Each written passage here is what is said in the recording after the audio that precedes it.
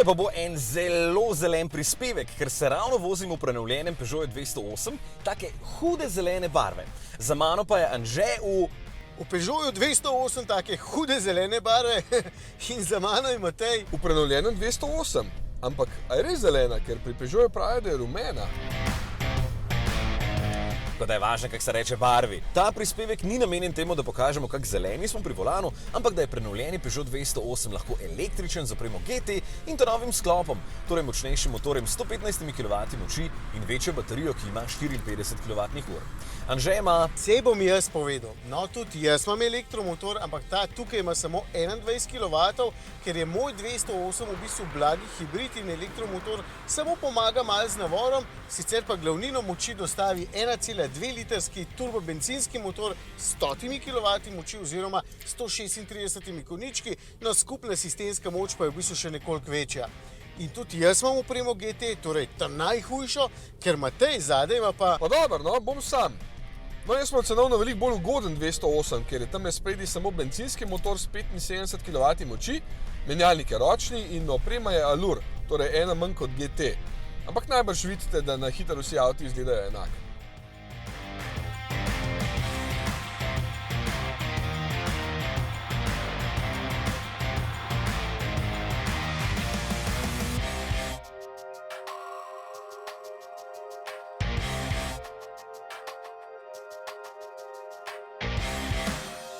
Enako privlačno, ja.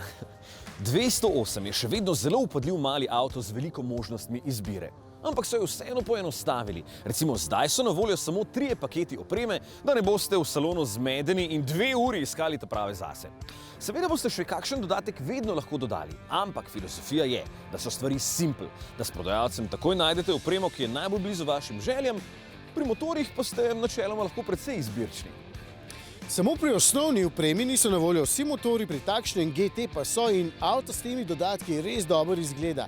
Seveda tudi zaradi barve, ki je zelo opazna, v bistvu to, da če imate predrto pnevmatiko nekje ob cesti, sploh ne potrebujete odsevnega jopiča, ker je avto dovolj opazen. Itak da ga, jasno, se hecam, sploh po noči, ampak hočem reči, s to opremo avto res dobro izgleda, pa taka lepa platiščava in je zelo atraktiven.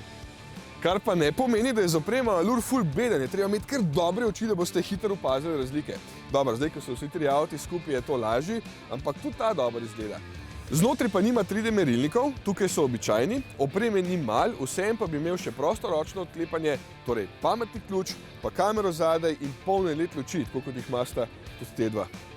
Vse to boste našli v cenikih, da ne bomo predolgo o opremi.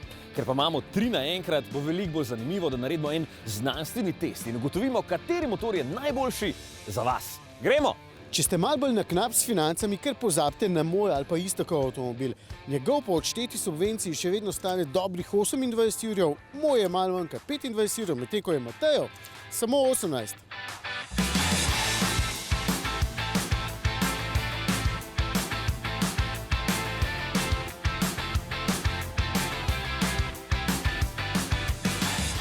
To pomeni, da ima manj opreme in malo manj moči, ampak je na navadnih cestah, pa tudi na avtocesti še vedno čist prijeten. Če rabite več dinamike, bo tudi stal malo več, je pa dovolj zmogljiv, ker vseeno govorimo o majhnem in dokaj lahkem avtu. Itak pa 208 ne boste kupili, ker se 2-krat tedensko vozite do Splita. Za tja boste boljša 308 pa 408. Tudi ta ročni menjalnik je čisto okej, veliko boljši, kot so bili francoski menjalniki nekoč. Je pa avtomatik bolj udoben.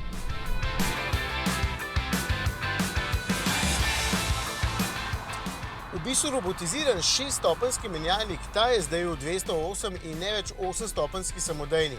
Težko se odločam, ali je to bolje ali slabše, ta malenkost cukne pri samem speljevanju, ampak tako malo, da je dejansko nepomembno.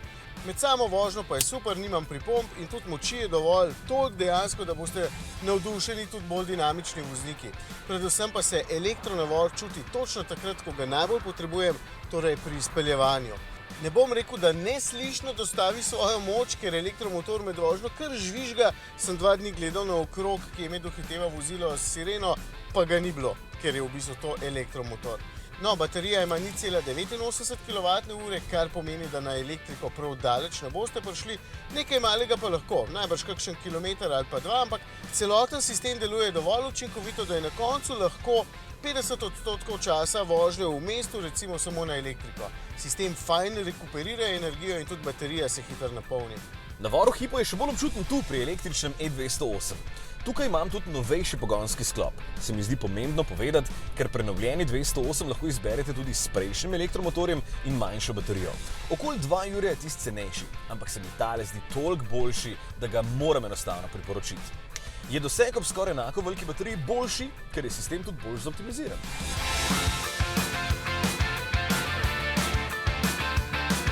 Ok, dajmo pogledati porabe, jaz sem imel 6,4. 6,6.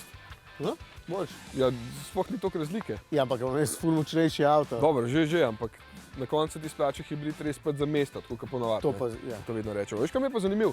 Oba motorja imata 1,2 litra prostornine, pa ima ta kar dost stvari drugačne pri hibridih obeh. Ja. Recimo verigo na mest Jermena. Tako je.